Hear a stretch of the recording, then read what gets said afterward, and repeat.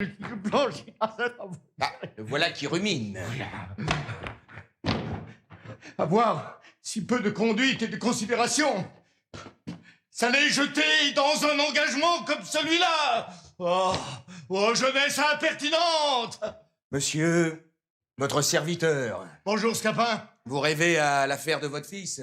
Je t'avoue que cela me donne un furieux chagrin. Eh, monsieur, la vie est mêlée de traverses. Il est bon de s'y tenir sans cesse préparé. Tiens, je vais vous dire, il y a longtemps, une parole d'un ancien, j'ai toujours retenu. Quoi? Que pour peu qu'un père de famille ait été absent de chez lui, il doit promener son esprit sur tous les fâcheux accidents que son retour peut rencontrer. Il doit se figurer sa maison brûlée, son argent dérobé, sa femme morte, son fils estropié, sa fille subornée, et ce qu'il trouve qui ne lui est point arrivé. L'imputer à bonne fortune. Mais pour moi, j'ai pratiqué toujours cette leçon dans ma petite philosophie. Et je ne suis jamais revenu au logis que je ne me sois tenu prêt à la colère de mes maîtres, aux réprimandes, aux injures, aux coups de pied au cul, aux bastonnades, aux étrivières. Et ce qui a manqué à m'arriver, j'en ai rendu grâce à mon bon destin. Voilà qui, bien. Mais ce mariage impertinent qui trouble celui que nous voulons faire est une chose que je ne puis souffrir. Et je viens de consulter des avocats pour le faire casser. Ma foi, monsieur, si vous m'en croyez, vous tâcherez par quelque autre voie d'accommoder l'affaire. Vous savez ce que c'est, les procès en ce pays-ci. Vous allez vous enfoncer dans des tranches épines. Tu as raison, je le vois bien. Mais quelle autre voie?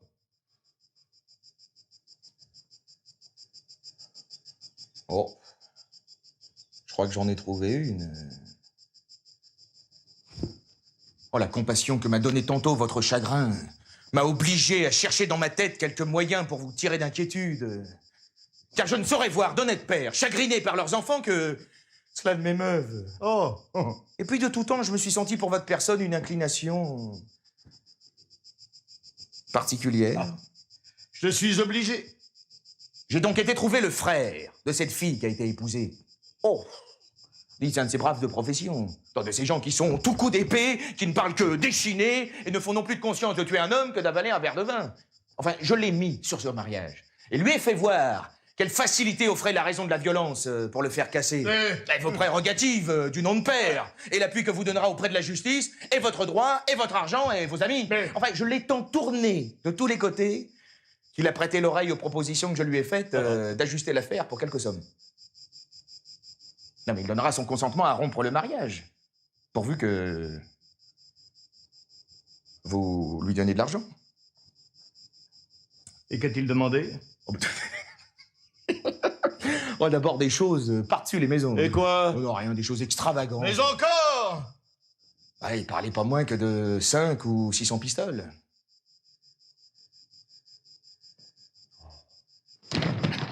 5 ou 600 fièvres cartaines qui le puissent serrer. Se moque-t-il des gens? C'est ce que je lui ai dit. Non, j'ai rejeté bien loin de pareilles propositions. Et je lui ai bien fait entendre que vous n'étiez pas une dupe. Non, mais... Pour vous demander des 5 ou 600 pistoles.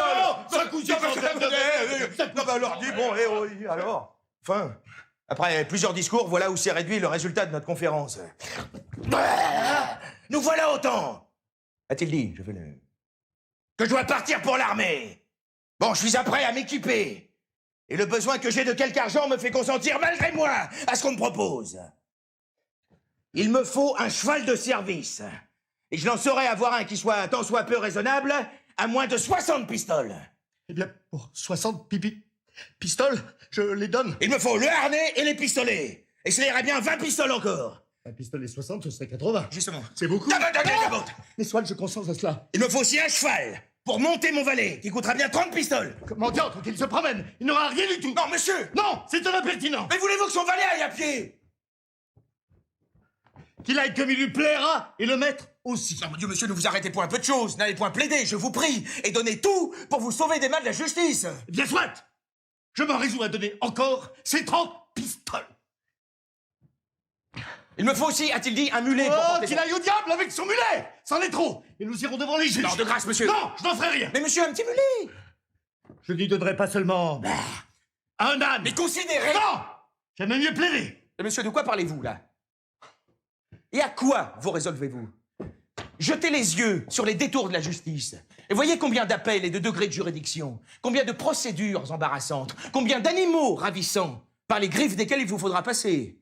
Sergents, procureurs, avocats, greffiers, substituts, rapporteurs, juges et leurs clercs. Il n'y a pas un de tous ces gens-là qui, pour la moindre chose, ne soit capable de donner un soufflet au meilleur droit du monde.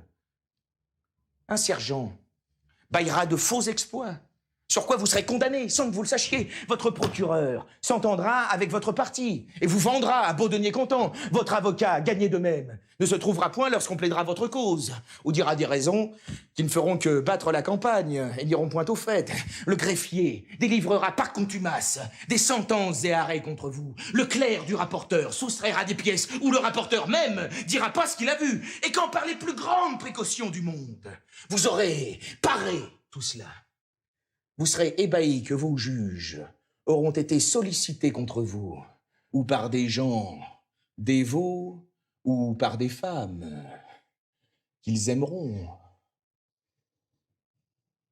Et monsieur, si vous le pouvez, sauvez-vous de cet enfer-là. C'est être damné dès ce monde que d'avoir à plaider. Et la seule pensée d'un procès serait capable de me faire fuir jusqu'aux Indes. À combien est-ce qu'il fait monter le mulet?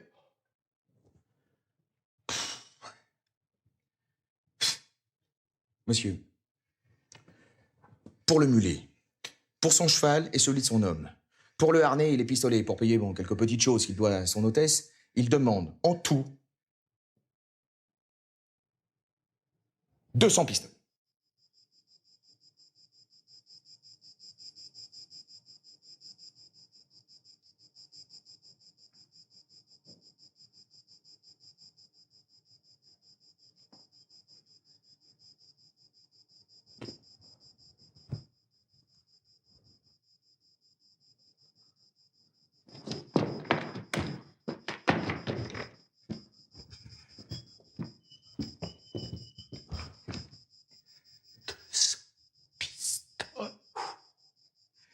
Allons, allons, nous plaiderons. Faites réfléchir. Je plaiderai. Ne vous allez point jeter... Je veux plaider. Mais pour plaider, il vous faudra de l'argent. Il vous en faudra pour l'exploit, il vous en faudra pour le contrôle, il vous en faudra pour la procuration, pour la présentation, conseil, production et journée du procureur.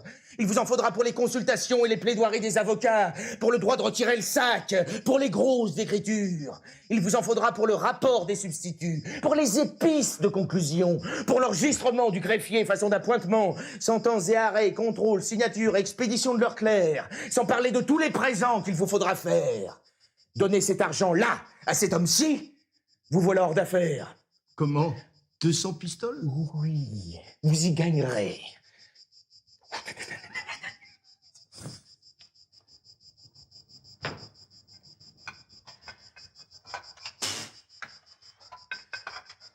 Bon, j'ai fait un petit calcul en moi-même de tous les frais de la justice. Et j'ai trouvé qu'en donnant 200 pistoles à votre homme, vous en aurez de reste pour le moins 150, sans compter les soins, les pas et les chagrins que vous épargnerez, quand il n'y aurait qu'à essuyer que les sottises que disent devant tout le monde de méchants plaisants d'avocats. Mais j'aimerais mieux donner 300 pistoles que de plaider. Je m'en moque de tout cela. Je défie les avocats de rien dire de moi. Bon, vous ferez comme il vous plaira, mais si je n'étais que de vous, je fuirais les procès. Je ne donnerai pas 200 pistoles. Voici l'homme dont il s'agit.